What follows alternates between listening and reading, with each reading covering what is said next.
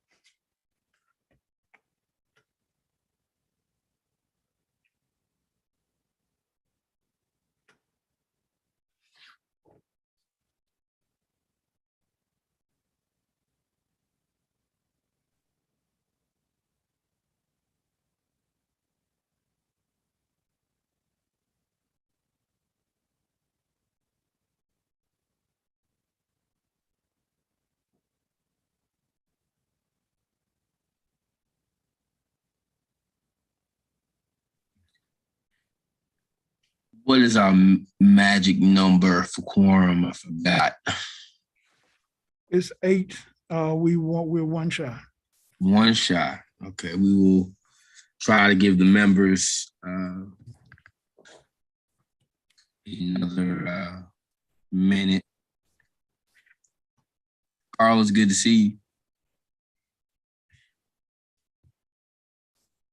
You're mute. I don't know your audio. I think There you go. Yeah. I'm glad to be back. I was saying before we got started, I sort of took my parental leave from my extracurricular activities too, so I'm finally getting back into the habit. Yeah, I see that you and Brian switched hairstyles. You and Brian switched hairstyles. With Brian went with the short, and you're with the long now. So, you know, a little switcheroo we got going on there. Well, I'm looking forward to seeing your new dad haircut someday soon. Yeah, you know, my new dad haircut is I don't even know if I can afford any more haircuts. All my I'm a walking ATM machine now, so you know.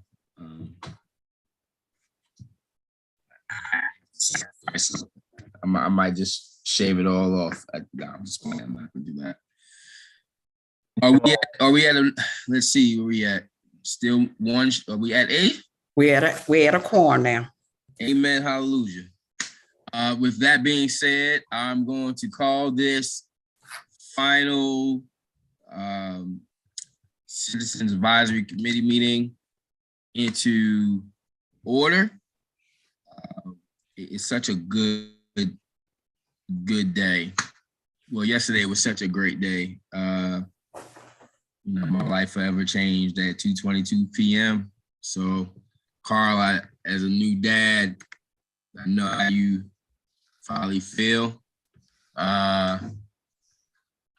You can't pay for the smile that I got on my face. So, yeah, my daughter was born at 2:22 p.m. and Lord knows, life forever changed in that moment. So, I'm gonna ask our esteemed secretary to do roll for the last time.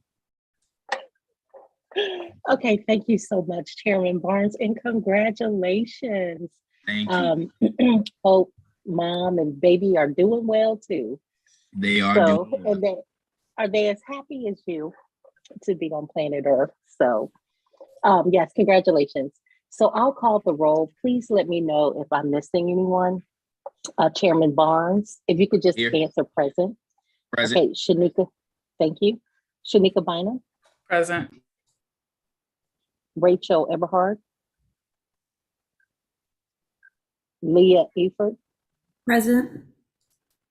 Donald Hughes, Monique Hulsey Hyman, Present. Amy Jones, Present. Seth Kendall, Present. Brian Langloss, Present. Carl Newman. Carl, I thought I just heard you. A little audio trouble, I think. Yes, I'm here. Okay, so yes. And I love the haircut, by the way. Okay, Adam Seda. Okay, yours truly, Ebony West. Okay, the support staff, Mr. Reginald J. Johnson, Here, present. Juliet Black, Here. Council Liaison Leonardo Williams. We have a new council member liaison. I Oh. want to specially introduce her in a second. Okay, so, all right. Did I leave anyone out? Did I miss anyone? Okay, thank you. I'll turn it back over to you, Chairman Barnes. Thank you, my favorite Smith. I'm gonna say that on the record for the last time. So yeah, before I get into my notes, I do want to recognize that we do have a new council woman who is now our liaison, who was just on this committee as a member. And I could not be more proud to recognize Dr. Monique Hosley Hyman as our new council member, and that this committee is the committee that put her over the top to get her in those seats right there. So welcome, council member. We appreciate you being our liaison, as well as I want to thank you for your time that you gave while as a member of this committee as well. And I'll open the floor to you for some brief comments. Well, good afternoon, and I'm very excited. I'm home at this committee. Honestly, when the mayor asked, she has to appoint us to committees, I was putting my dibs in for me staying on this one. So she said, okay. And so we switched, myself and Councilman Williams. He was like, okay, you can do that. So I'm so happy. I'm so happy to also talk about the work that we were doing wherever I go. And we're just going to continue to uplift the work that we need to do. And I'm very excited. And I still can't believe that I was appointed. So I'm still working in R, but it's hitting me because I'm on the ground running. So thank you so much. Absolutely. And we know that you will represent not just this committee, but you will represent the city in such a high esteem regard, and that we are very, very proud of you. I just want to thank you. Put that out there. That I'm personally very, very proud of you, because I know that you are somebody who is committed to the work and committed to making sure that we have equity and equality throughout the city of Durham. So thank you again for serving. I'm going to ask for approval for the minutes. The minutes from they would be from May and April. Mr. Chairman, it's April and March and April. March we did and not meet in May, because we didn't have a quorum in May. Yes, ma'am. Thank you. So I would like to get approval for the March and April minutes by motion. Full motion. Thank you, Leah. Can I get a second? Seconded. Okay, thank you very much. It's been motioned and seconded. Hopefully those of you got the email to be able to look over the minutes. Is there any discussion on the minutes? Seeing no discussion, all those in favor of approving March and April's minutes, say aye. Aye. Aye. Aye. Any opposed? None. Thank you for approving the minutes.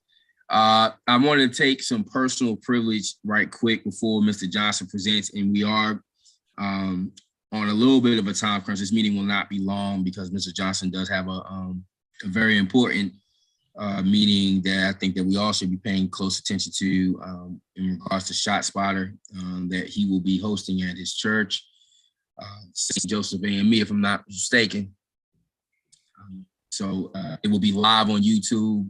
No, it's not going to be live. Will not be live on YouTube.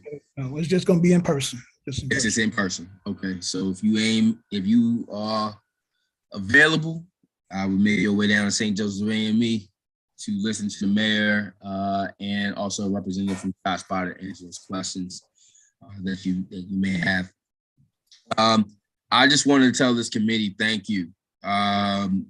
It's been my honor to serve as the chair of this body for a number of years now.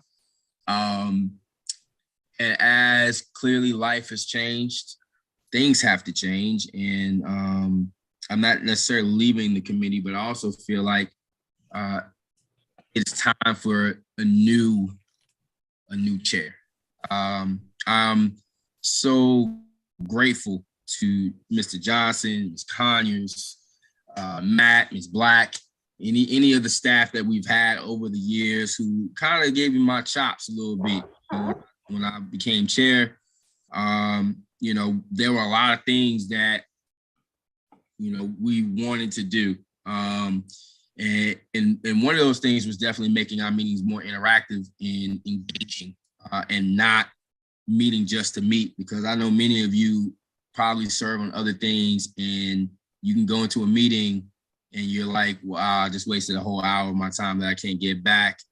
And I'm definitely one of those types of leaders where if you didn't come away with something, if you didn't get fed with something, then I didn't do my job as in leadership. And I hope that everybody who's been on the committee, whether you've been on it for some years or you just getting on, has felt that they've come away with more knowledge than previous. And so, so with that, we will have to vote for new chairs and new officers. I know that we will be losing our secretary as well to a new position. I'll have her talk about that at the end.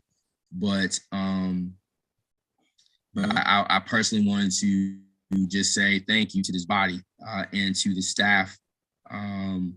You know, nobody should be leader forever.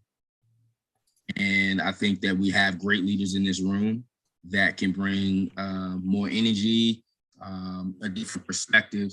And that, to me, that matters. That I've left this body and my executive team throughout the years have left this body better than how we found it. And so I leave with no reservations as the chair when we get to that point of electing a new chair.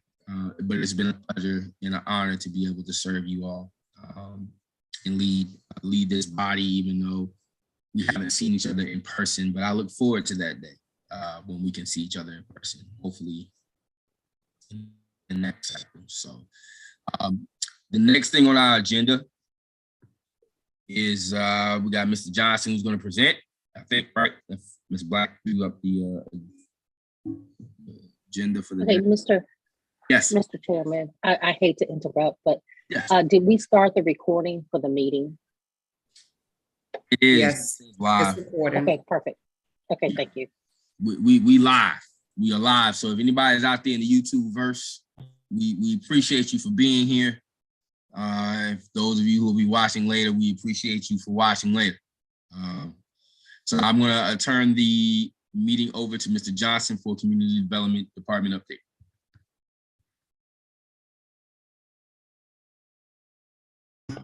Thank you, Mr. Chair. I want to, Juliet, you can take it down for just a second. Thank you.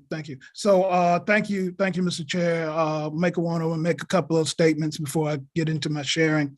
Number one, want to thank you for your service and your leadership on this committee. You've done an excellent job, and it's been a pleasure on behalf of the staff that's here, Juliet, and staff that's not here, and we'd be honored to work with you. I also want to share likewise for Ms. Smith Freshwater, who will be going off the board and has gone off as secretary. We want to thank you for your service, able service, and we want to just make sure we honor you and thank you and praise you for your work and commitment to this work. And so I just want to, on behalf of the staff, say thank you. Thank you. What I want to do during my time is to cover 3 areas, 2 short ones and one, relatively longer. The first, I would say that the budget for community development was adopted. It was a solid budget. We did recommend to the manager that was accepted that we have 5 new employees, 5 new FTEs, and that was granted and approved by the council when the budget was approved. So we'll move from 32 FTEs to 37. 2 of those will be in homelessness. 1 is in contracts, and 2 are in the fiscal division, because that's where we needed growth because of the added work that we have. And so I just wanted to share that with you. And so we're grateful for a department our size to be successful in acquiring 5 new FTEs, 5 new positions is significant. And so we're able to release some of the pressure that I've talked about before. The next thing that I want to mention is that when the Housing Authority CEO was with us, he kind of touched on this Choice Neighborhoods Initiative. That's a grant that the HUD issues. It's the subsequent plan to the Hope 6. And the city of Durham, in partnership with the Durham Housing Authority, did apply. It was a $40 million grant. And they only award about maybe 4 of them in the country, 3 or 4. And I'm proud to say that there were 20 applicants this year, and we were in the top five in the country. And so the HUD team did interview, a day-long interview, virtual interview with the Housing Authority staff, some other nonprofit organizations and other partners, as well as the city of Durham staff. The mayor did join us, day-long in a virtual interview. And so we expect to hear something probably in April or August. April. It was in April, but either in August or September, we hope to hear the results. So we're optimistic, but it's very competitive. I think I see a hand raised, Mr. Kendall. No, sir. Just fingers crossed on Okay. good outcomes. Thank Yep. you. And those who are saints, we expect prayer too. But thank you so much. Thank you so much. But we made it down to the final 5. That's awesome. That's truly impressive. I commend your all's work. Thank you. I've gone through some of these grant processes before. That is impressive from my perspective. Thank you. And so when you're talking about $40 million and the focus will be on downtown and Hayti, it is significant. I can say with you, we did the best that we could for Durham. We met with the mayor and got her ready, and everybody was on point, and we no matter the results, we did our best for all of us. And so I can say that unequivocally. So I just wanted to share that. So stay tuned and trust and believe if we are successful, when we are successful, we will celebrate, and you all be invited. Make sure of that. The next thing that I want to do, and the final thing, was to share with you update on the presentation I shared with the city council during the budget process. And to give you additional information. Don't expect to cover it all in the time frame. We can. What I'm not able to cover, we can cover the next meeting when we come back in August. We are looking at having the Housing Authority to come in August, but I can share more information. And always you can ask me questions in the interim, and I'll be glad to answer them. What I'll do is take the questions and just share that question and the answer with everyone. So I'll be glad to do that in the meantime in the process. Now I'm going on vacation around 4th of July. I'll be gone for a week, so I'm just giving you that notice. I got to get some barbecue and kind of stuff, so just let you know that. But in the meantime, any other time, I'll be here. Now we can respond. Juliet, you can put up the presentation now.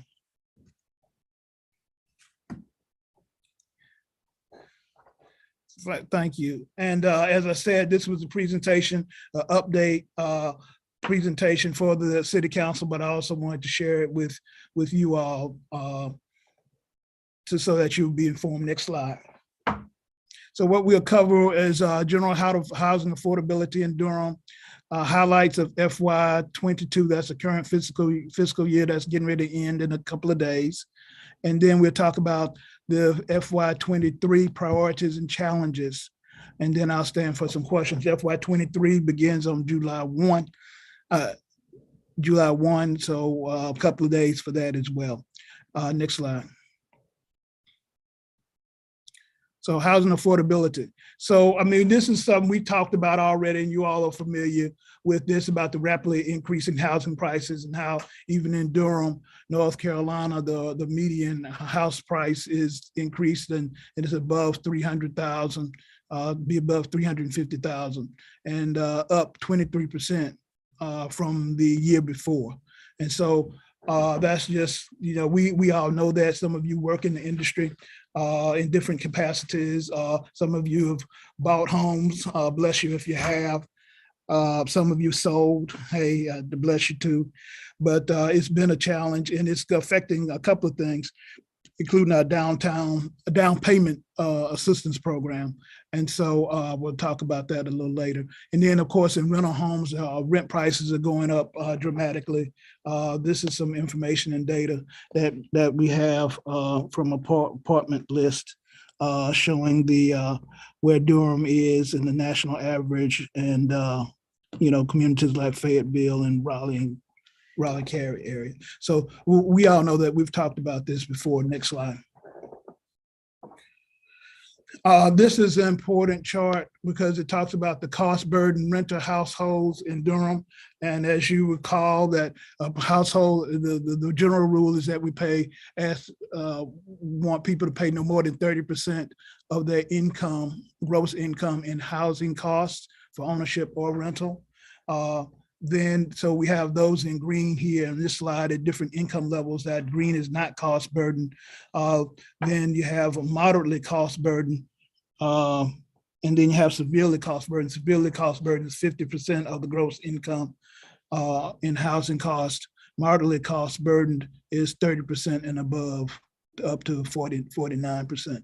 So you can see at various income AMI levels where the cost burden is for our community, for Durham. And when you get to 30% and less, then you see persons are paying over 50% of their severely cost burden, which means they're paying 50% or more of their gross income in housing cost. And then when you get to 51 to 80, you can see it's slightly less people are cost burdened and more persons are not cost burdened. And then when we get to 100%, which is the median, very few people are severely cost burdened, and the overwhelming number of people are not cost burdened at that income level. So you can see where the pressure is in our community. And when you combine that with the last chart that I just talked about, you begin to see the targets of our work. Next slide. This is focused the same information shown in a slightly different way, but it's cost burden owner households. And you can see, you know, a lot of times folks at lower income AMI levels, usually they've inherited their house or something along that line. But this is home ownership, they own the house. And you can begin to see again where the cost burden and severely cost burden populations are. Next slide. This was a chart that you may have heard about because there were a couple of news reports about it, but on one day, this was February 1st of this year, we went to apartments.com and looked at what the apartments were available for rent in Durham just on that day, just pick a day. And we saw that there were 3,200 apartments for rent in Durham on February 1st of this year, apartments.com. And of the available apartments, 114 or 4% had a monthly rent of less than $900, and all of those were one bedroom. So that just also shows the challenge that we have to meet in this economy. Next slide.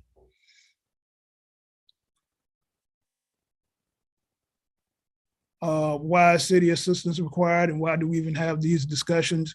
We kind of talked about this before, but market rate, the reason we see all of the apartments going up is because developers, if Reginald Johnson Development is able to persuade a bank, a financial institution to give me a loan, I can go and build an apartment and say that, hey, I'm gonna rent it, I'm gonna charge market rate, and I'll have enough money when I charge this market rate to cover the operating expenses, the debt, the loan, and get an investor return. And I'm just, whatever the market will bear, that's what I'll charge. And because we have folks coming in with jobs, I'm able to charge whatever, it is for me to cover my expenses and get a rate of return. The difference with affordable housing is that you don't get enough rental income to cover those same costs, same types of costs, because you're charging based upon not what the market will bear, but you're charging based on what persons make, because that's what affordable housing is. And the rent might be subsidized, or you're not going to get enough rental income to cover those costs. And that's where the subsidy is involved to make it work. Because you can see if the two bars, they're basically the same height, because the cost is basically the same. You get more amenities with market rates, but still the same lumber. You don't get cheaper lumber because it's affordable. You don't get a cheaper, you can get some cheaper other amenities that are on the edge, but the basic stuff, concrete is still the same with its affordable or market rate. So we come to this discussion because there's a subsidy to make affordable housing work. Next slide. Next slide.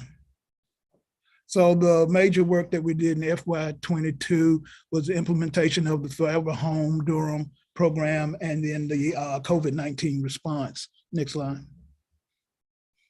We've talked about the Forever Home Durham plan. When you see the goals here, and it was basically $160 million multi-year investment combined, made up of $95 million affordable housing bond and $65 million of existing city, with local dollars and federal funds over 5 years. And you all have seen the goals before. We've talked about that before. Next slide. This is just a reminder of the 159 million, basically 160 million in various categories we shared that we would seek to spend. Now, of course, this was before the pandemic and the impacts of the pandemic, but we tried our best to hold so we can meet the goals that we were seeking to mention. But you see the various major categories and then the major activities that are in each of the categories that we propose. Next slide.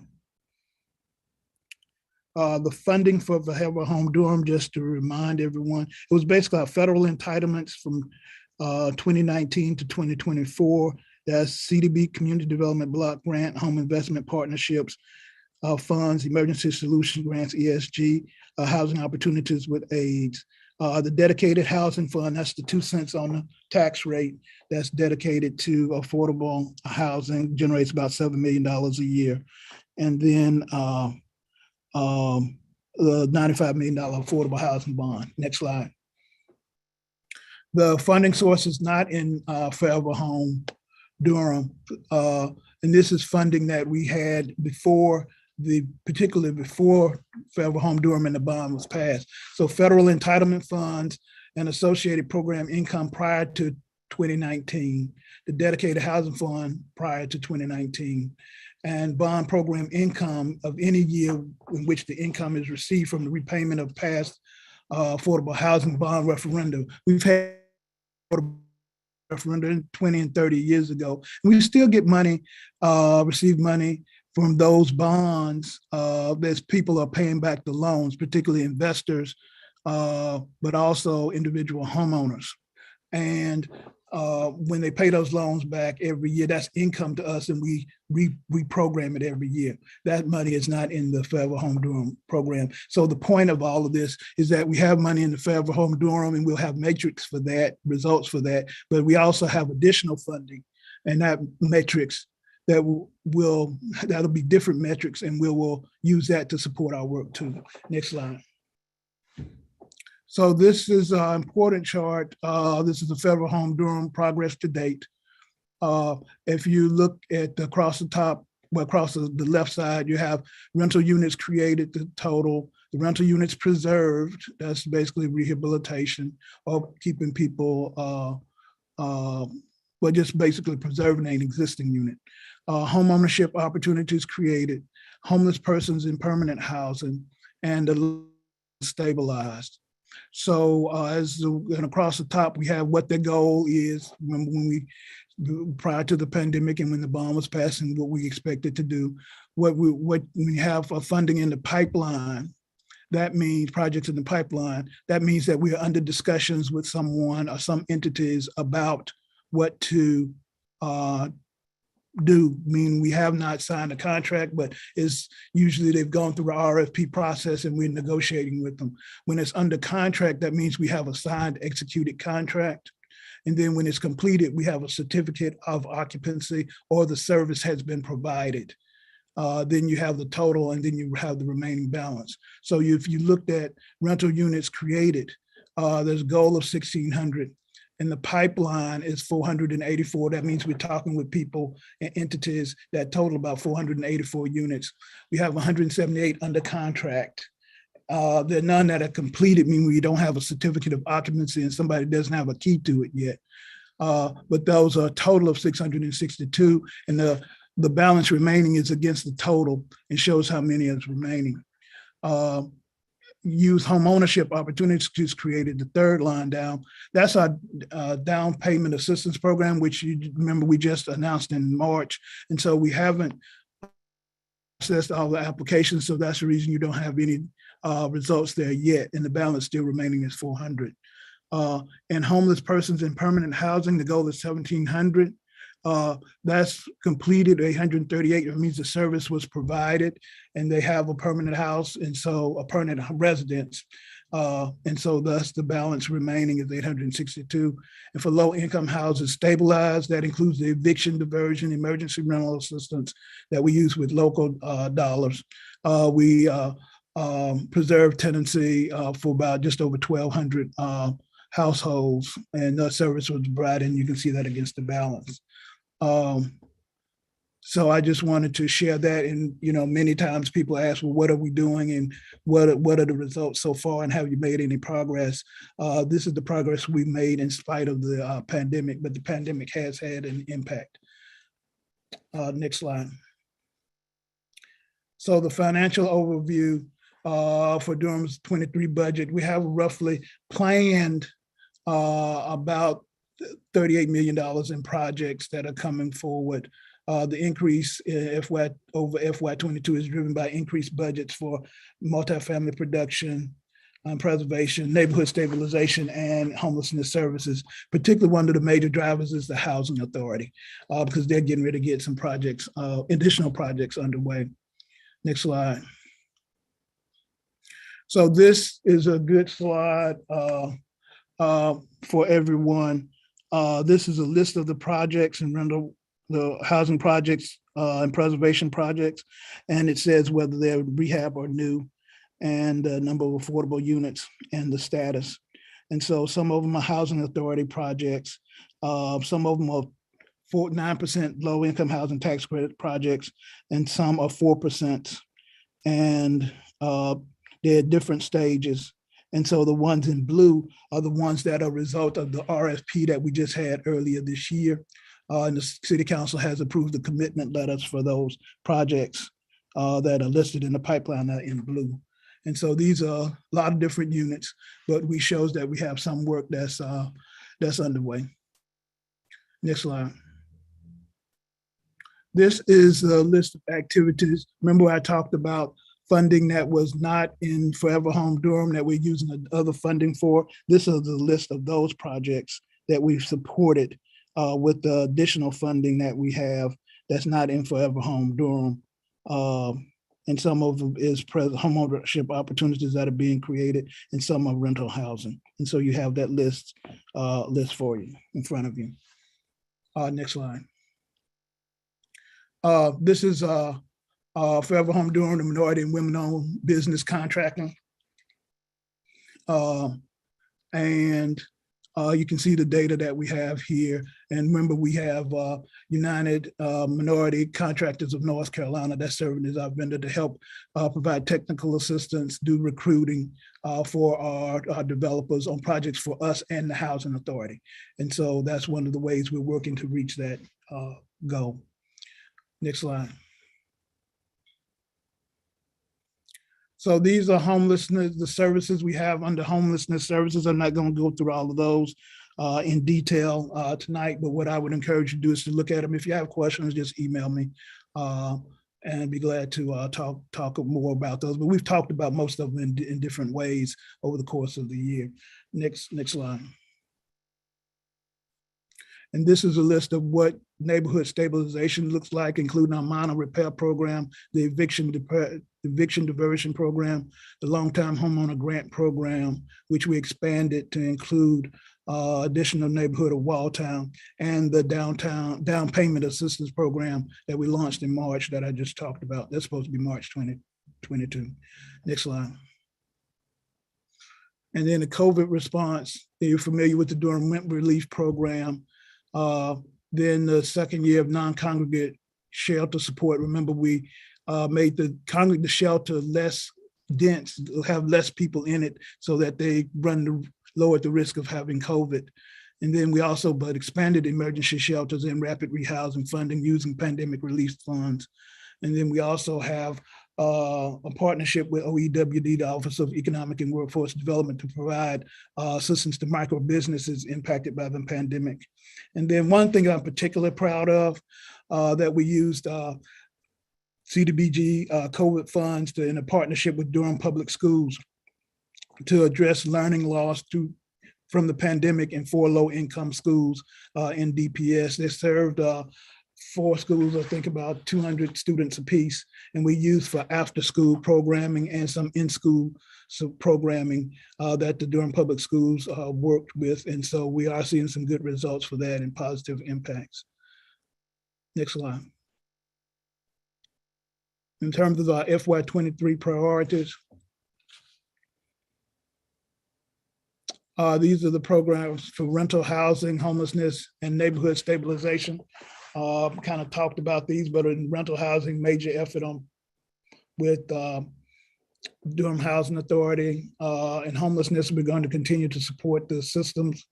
And then neighborhood stabilization, we've talked about those major programs. I would say minor repair is underway with partnership with the Housing Authority, with the Habitat for Humanity. And then we're going to start the substantial rehabilitation program. The difference between the two, the minor repair goes up to $9,500, and then the substantial rehabilitation goes up to $50,000. And we expect to do 10 of those a year. Next slide. These are the challenges, including continued growth of construction costs, interest rate volatility, rising rental prices, the lack of landlords. We've talked about the workload capacity when we prepared this presentation. That's when we were discussing the additional FTEs. But we also have challenges with developers and providers and their capacity as well, especially impacted by COVID. We did terminate our lead remediation program, and we're facing the recapture of some funds that are from over 10 years ago that we won't be part of Forever Home Durham for the Southside Revitalization Project. Next slide. And then other challenges include the nature of development projects. Changing deal structures, layered financing, multiple regulations from different financing sources, which result in delays. And this is clearly a place where time is money. And so those delays can be costly. And then the COVID-19 impacts that you have all heard about, which include contractor availability, subcontractor availability, supply chain disruptions, and project schedules. Next slide. And this is just a summary of where we are, that challenges are present on projects that have not closed, meaning actually closed their loans. We must assess the point at which we can't provide sufficient additional funding to place projects in jeopardy of not proceeding. We are making progress, but it is not enough to address the need that's exacerbated by the current economy and the housing market, which is basically some of the hottest in the country. And so that's kind of where we are. The next slide. So that concludes my presentation. I can take 1 or 2 questions now. I'm actually need to move to the where I need to be for the next engagement for the evening. But I'd be glad to take a couple of questions now. And like I said, I'll be glad to answer additional questions after you review the information. The other piece that I'm not reviewing tonight and I can review in August is the actual matrix and the amount of money that we've spent in detail. Juliet did send that out to you. And so you have the financials of Forever Home Durham in detail by project, what we have in terms of expenditures, what were the projections for this year, as well as what we project in the future of the next couple of years. And then you'll also have the relevant matrix to go with that as well, but I'll go over that in August. So I'll stand for any questions that you have now. There's a lot of information.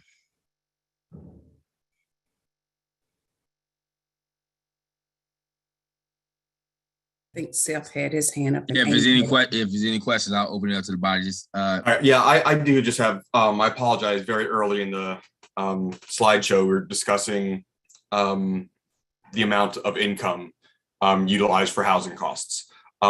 Housing costs include just rent, or I apologize, I don't know if I missed the. No, it's rent and utilities. And utilities, okay. Yeah. And that was gross income, so you're talking, they're spending. It's gross.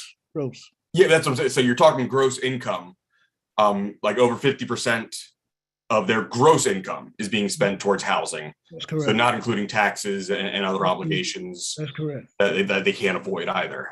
correct. I did not realize that. I thought it was after tax. So No, that that's changes the dramatic Yes. understanding of that obligation. I did have another question. Unfortunately, I've forgotten it. I do apologize. Okay. Well, if you think about it, you can always email.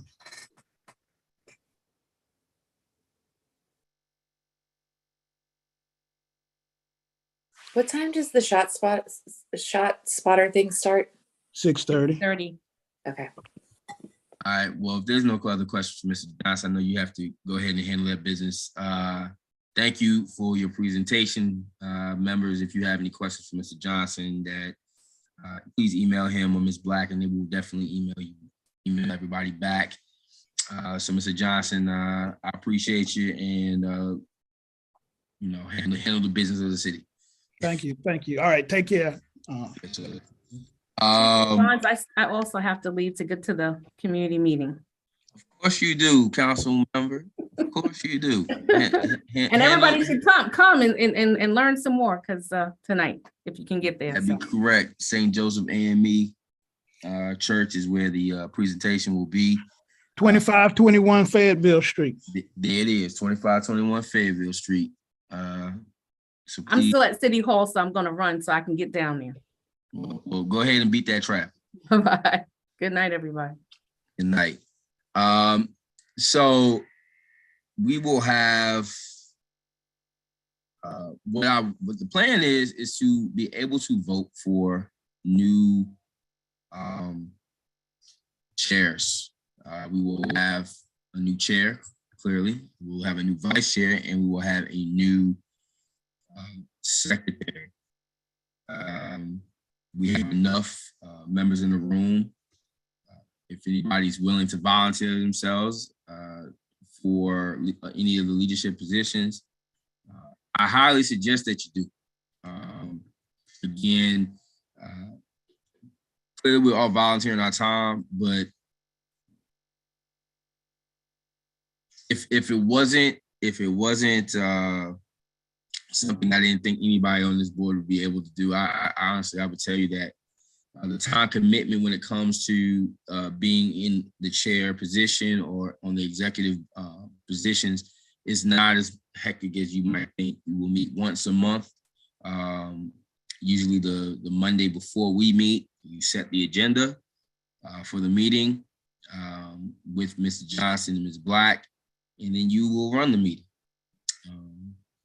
And so it is not that hard. It's not that difficult. However, I would love to see those of you who are willing to step up and continue what we've been building here. So I will entertain any motions for, I'm going to do it in this order. I'm going to do chair, vice chair, and then secretary, because I think that's the order it should go. So I will entertain any motion for, you can nominate yourself for the position of chair. And if somebody else nominates you, you can not accept the nomination as well. So nominate Dr. Brian Langloss as chair. All right, cool. I was gonna have to self-nominate myself because I know we had talked about it last week. I was like, I don't know, like if he's worried if I don't do it or something. So do you accept said nomination? I will gladly accept. Awesome. Is there any other members that would be willing to run for chair? Let's not all raise our hands. Okay, I do not see any other members who are willing to run for chair. So I would like to close the nomination with the said name of Dr. Brian Langloss by voice acclamation. Carl, make sure that I got all that right based on the fact that I know you, the parliamentarian guru. Okay, I did get it right. I've chaired enough meetings to know Robert's rules. So all those in favor of Dr. Brian Langloss to become chair of the Citizens Advisory Committee, please say aye. Aye. Aye. Aye. Aye. Aye. Any opposed? Dr. Langloss, I look forward to your leadership. You will begin your transition to chair starting in August. That's all of anybody who's elected today. You will begin in August because we will not have a meeting in July. So it's very important that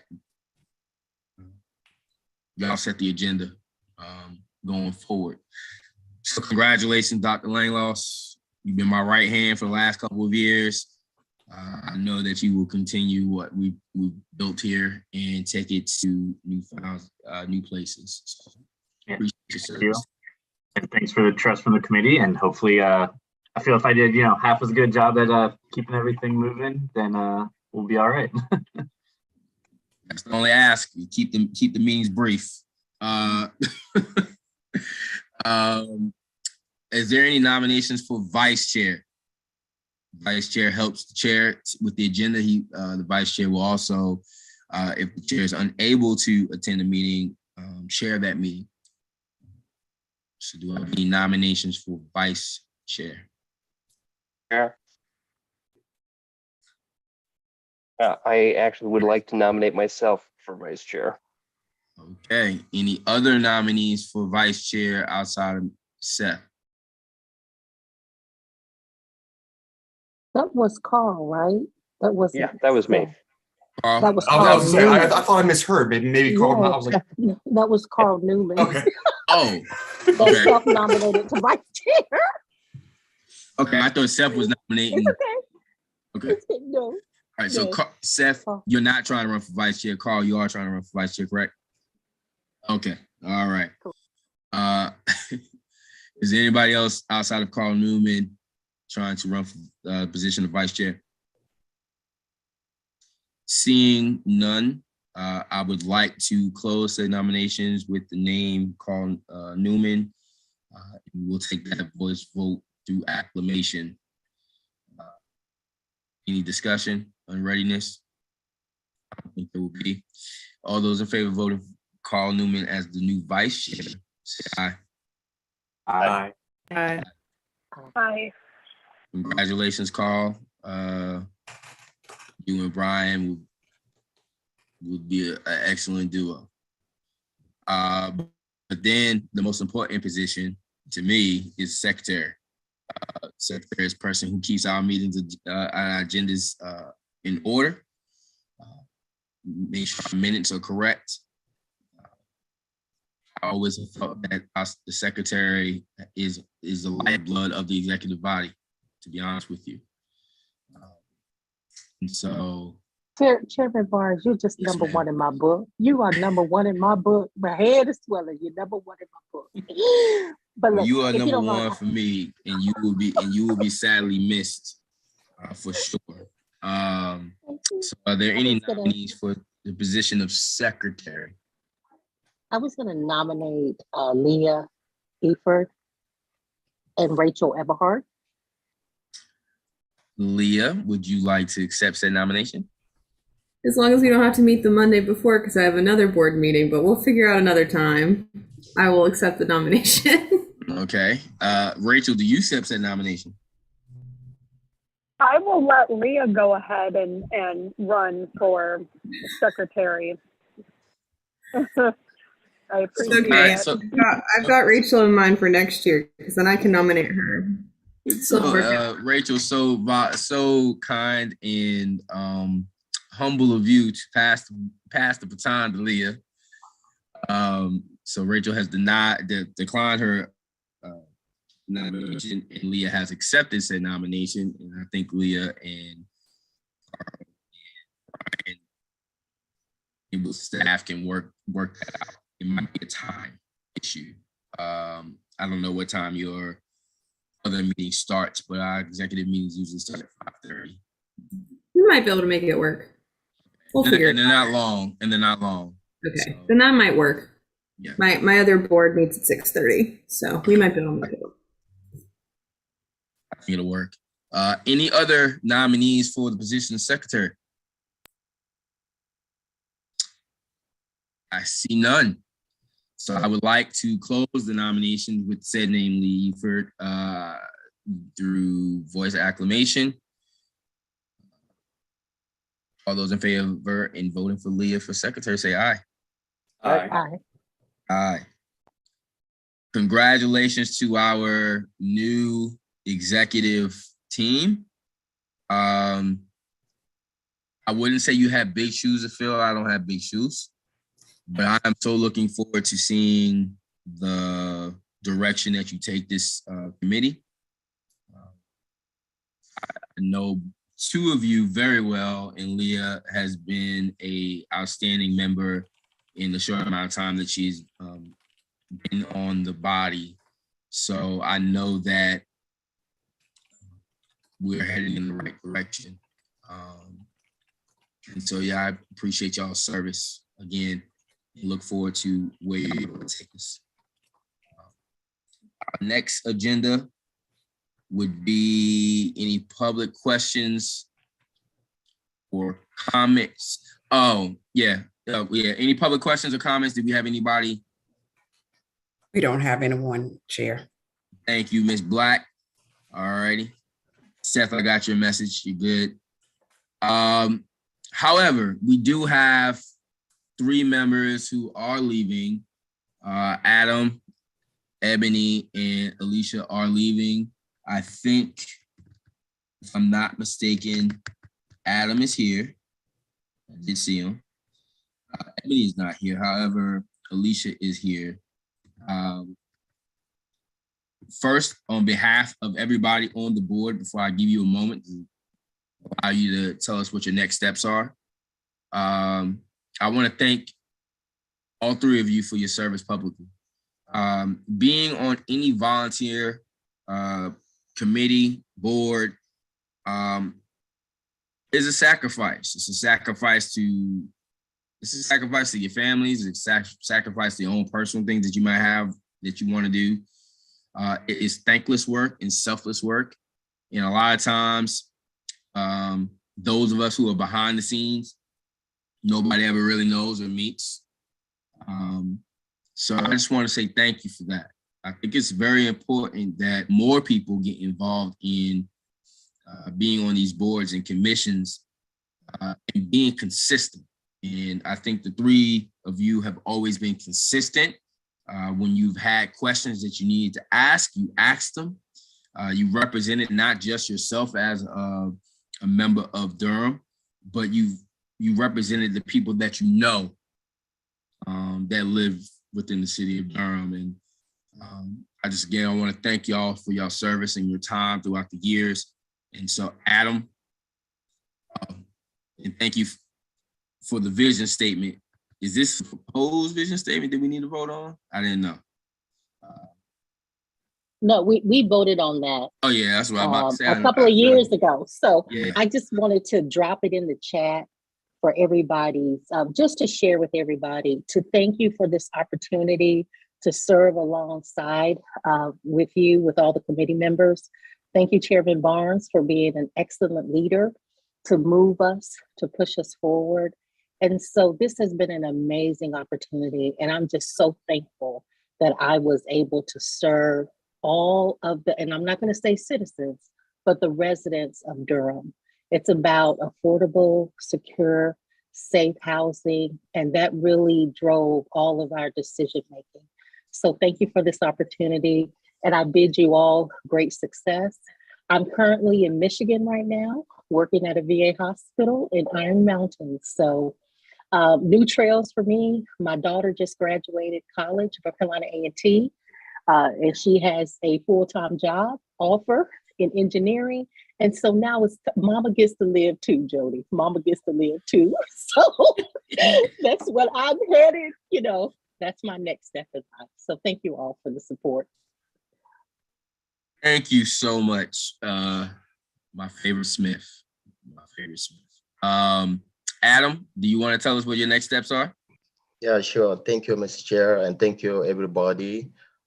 It has actually been a great honor for me working with you for the first few years. Actually, I had a wonderful experience actually learning from this particular board of the local the government. So actually, I am moving to the different commission, which is Human Relations Commission in the same circle. So yeah, that's my next plan. So it is wonderful it has been actually wonderful for me working with you, and I wish you all the best.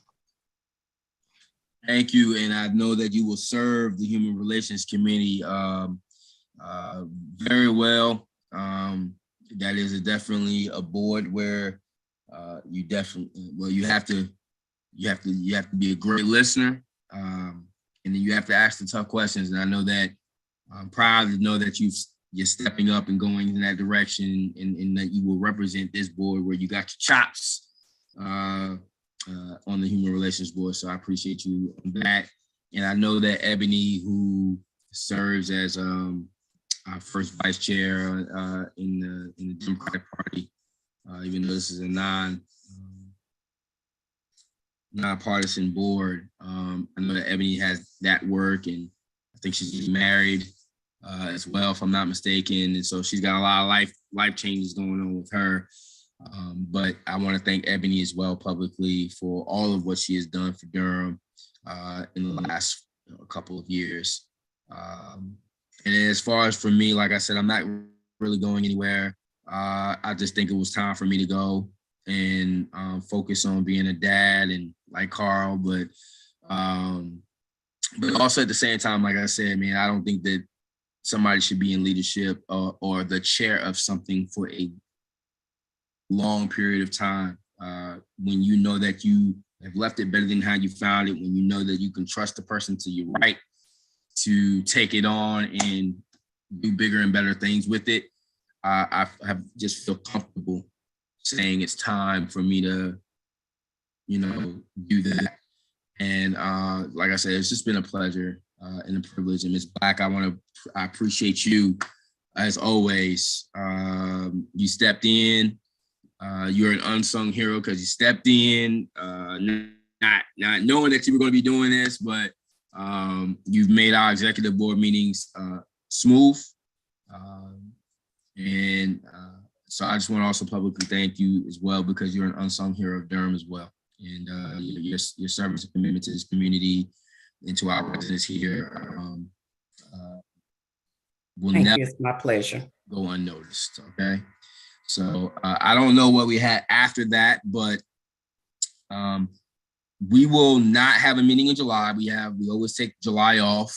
So I want everybody to enjoy their summer month off. We will reconvene, I think August the 22nd, if I'm not mistaken, with the new leadership. And I hope you all do head out to St. Joseph AME and listen to the concerns of our citizens about ShotSpotter. So with that being said, in my last meeting as chair, I will call this meeting to adjournment, and I will see y'all in August. Have a great July.